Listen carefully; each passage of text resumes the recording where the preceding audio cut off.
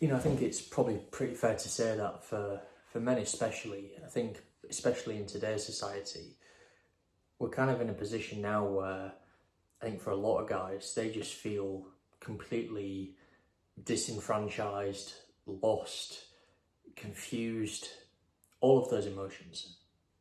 I discussed it in a previous video, but if you look at dating as like a perfect example, I think there are a lot of men out there where, quite frankly, they just feel like they're not good enough, but that's because of apps like Tinder and Bumble and all these other different dating apps. I think men just feel completely lost in the respect that they know there's a certain standard that they need to hit to even be eligible for dating.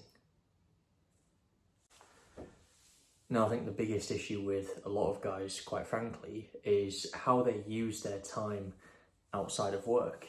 For certain men, they'll either entirely put all of their efforts into gymming, which, whilst on the one hand, yes, it's brilliant, I also think from a character standpoint, it can be very limiting because you're just solely focused on going into one place and only focusing on one aspect of your development, which is physical health, and not taking into account how you speak to people, how you communicate to people, how you meet people who you've never met before. Because let's be honest, in the gym, outside of the people you know, you can't really do that.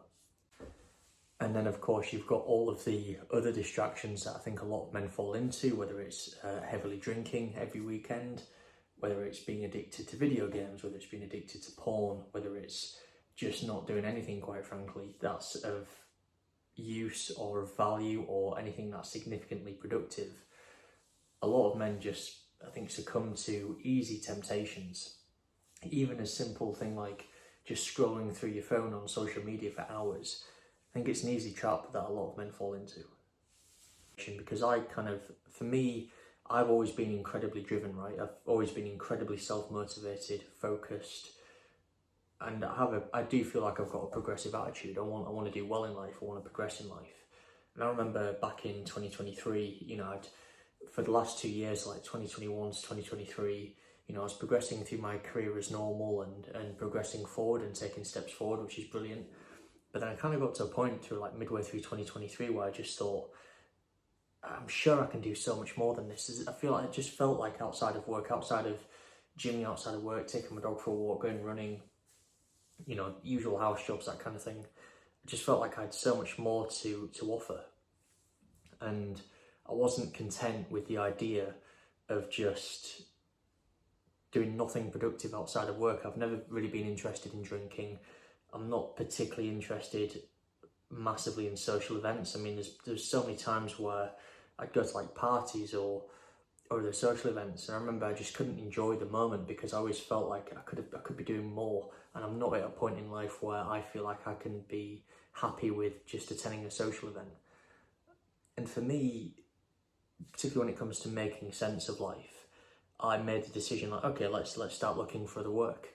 I ended up doing like warehouse work on the side on weekends, and that kind of met that personal need of just wanting to do physical work because I loved it. I started my day job, and then I thought, okay, and then another opportunity came up to do care work, and that was a perfect opportunity for me to really develop as a person, because ultimately, if you're looking after older, vulnerable people, you have to be able to form relationships very quickly with people who maybe don't know you that well, or don't know you at all. And so because of that, from a character standpoint, it helps me develop really well outside of just earning more money. And for me, it really helps me kind of have a clear understanding of actually what my value is as a person. So if you look at the care work, I was in a position where I realised actually, like I've picked this up so quickly and so easily that it's clearly part of my nature. And it helps me realise that actually the caring, parenting side of me, if you will, really came out doing the care work. And it made me realise that actually that's where I can add value back into society. That's my contribution to the world, is by helping others who maybe just need a bit of support in day-to-day life. It's also, when I was working in the warehouse, it's actually, someone who works really hard and can contribute a lot to the warehouse in terms of volume of parcels going through the warehouse out to customers.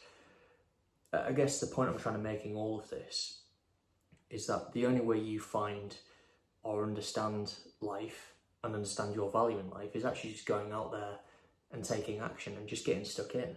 You can't do it by just trying to plan things out, or I'll just do it next week or the week after or the week after, and instead you're just going down to the pub and getting a pint, because ultimately nothing will change if you do that. Absolutely nothing. You will procrastinate your way out of being able to understand what life is all about. Another point you have to take into account is that if you don't get out there and push yourself and put yourself in uncomfortable situations, or situations where you know it will force you to grow, another point you have to take into account is it won't allow you to meet other people.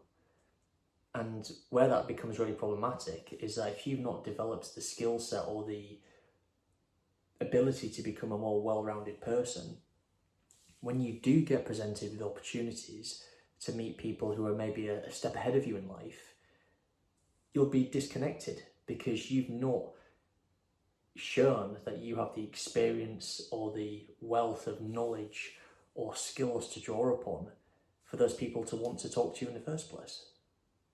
And I'll give you a perfect example. I've had a number of occasions now where I've been very fortunate to work with pretty senior people within big organisations, and I think the way I've been able to resonate with those people, particularly just from a personality standpoint, from a credibility standpoint, is by me in years gone by putting myself in situations where I have to work through high pressure situations.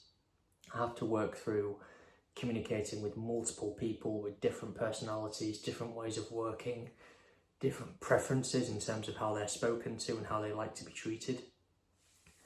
And because of all of that, that shows in how I communicate with people, it shows in how I engage people. But you don't get to that point by just not putting the work in and not putting yourself out there.